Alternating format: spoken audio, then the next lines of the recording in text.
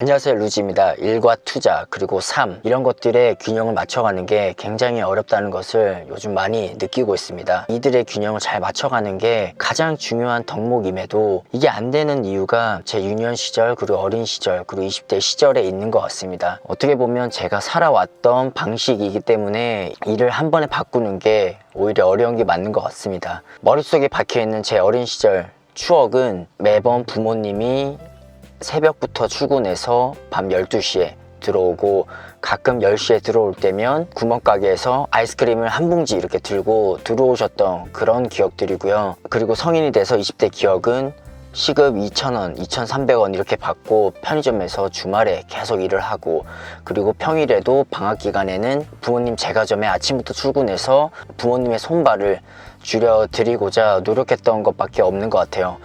제가 그 당시 이제 남양주 덕소에 살고 부모님의 가게는 진접이라는 곳에 있는데 대중교통을 타고 구리역에 가서 구리역에서 또 버스를 타고 한 40-50분 들어가야지만 나오는 곳입니다. 방학 내내 제 여동생과 제가 번갈아 가면서 그렇게 부모님 가게에 가서 빵 포장을 하고 뭐 그런 식으로 계속 했습니다. 아침도 덕소역에서 구리역 내려서 구리역에서 앞에 김밥나라가 있거든요. 김밥나라, 김밥천국 이 두 개가 있었어요. 근데 한쪽은 1,500원이고 한쪽은 1,200원이었습니다. 근데 그 300원 아끼겠다고 맛은 좀 없지만 1,200원짜리 김밥을 사서 버스 맨 뒷자리에 구석에 타서 민폐지만 그렇게 부모님 가게에서 빵 포장도 하면서 부모님의 건강을 또 챙겼던 것 같아요. 그러니까 뭐라 그러지?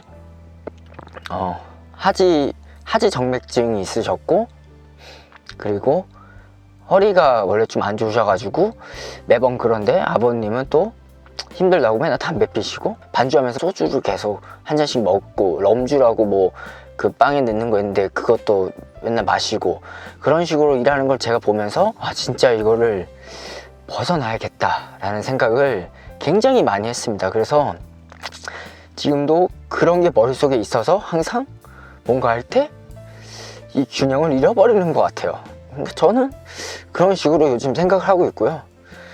그래서 그런 것 같습니다. 누군가는 저에게 그렇게 얘기할 수 있죠. 돈밖에 모르는 속물이고 젊은 놈이 돈밖에 몰라서 어떻게 살아가려고 하냐 라고 하는데, 제 위에 아직 부모님이 계시고 제가 챙겨야 되는 아내와 그리고 아들이 있고, 그리고 회사는 나를 지켜주지 않는다는 거, 그걸 느낀 이상 저는 앞으로도 이렇게 계속 40살까지는 미친 듯이 해서 이 경제적 자유를 이루고 내가 하고 싶은 일을 하고 싶은 때 한 다음에 그 이후에 내가 겪었던 것들을 남들에게 알리는 사람이 되고 싶어요.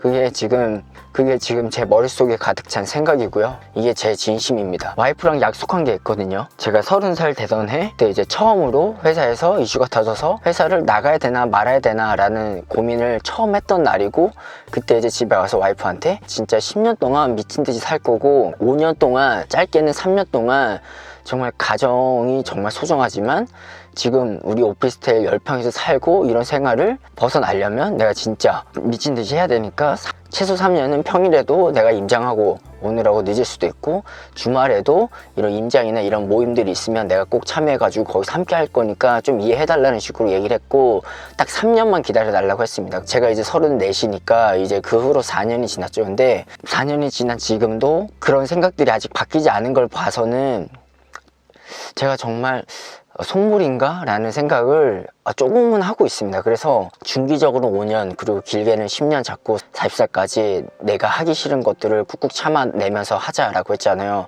앞으로 남은 2년, 2020년 그리고 2021년 2년 동안 더 미친 듯이 해서 남들이 봐도 쟤 정말 무리한 거 아니야? 라고 싶을 정도로 더 해볼 생각입니다. 남은 2년이 제 남은 5년을 지탱해 줄 거라 보고요. 그렇게 해서 40살이 됐을 때 제가 10년 동안 세웠던 2016, 2025, 즉 2016년부터 2025년까지 10년 동안 미친 듯이 한번 해보자 라는 그런 프로젝트를 달성할 수 있을 거라 봅니다. 앞으로 40살 이후의 삶도 100세 시대라고 하면 60년이고요. 120세 시대라고 하면 80년입니다. 80년을 놓고 보면 내가 40살까지 살아왔던 것의 2배를 살아야 되는 거고요.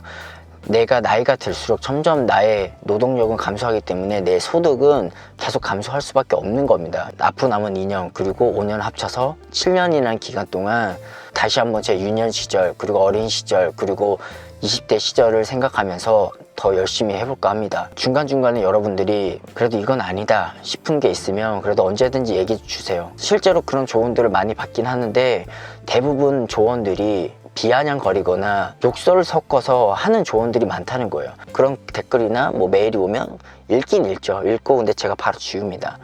어차피 지웠다는 것은 제가 그 글을 읽었다는 거잖아요. 읽었으니까 지울 수 있는 거잖아요. 거기에 대해서 너무 노여워하지 마시고요. 그냥 읽었다는 거 그 자체로만 만족해 주셨으면 합니다.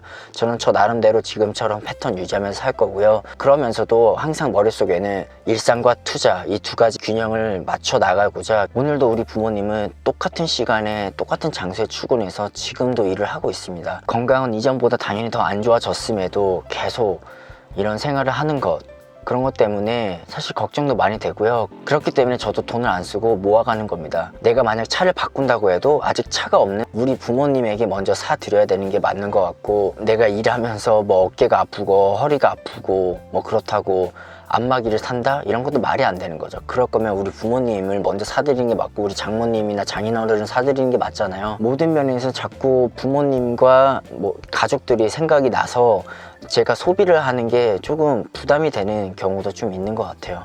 앞으로 제가 할 것은 지금 하던 것을 꾸준히 계속 해 나가면서 제가 설정해 놓은 그 기간, 리미트 있잖아요. 5년, 10년 그 기간에 맞춰서 제가 있었던 것을 한 번에 잘라내는 그런 노력을 해야 될 것 같습니다. 그게 아니면 40살이 되어서도 경제적 자유를 어느 정도 잃었다고 해도 제 삶은 어떻게 보면 자유가 없을 수도 있는 거니까요. 오늘도 제 영상 시청해줘서 감사하고요. 앞으로도 더 열심히 살면서 삶의 균형도 잡아가는 저 루지가 되겠습니다. 고맙습니다.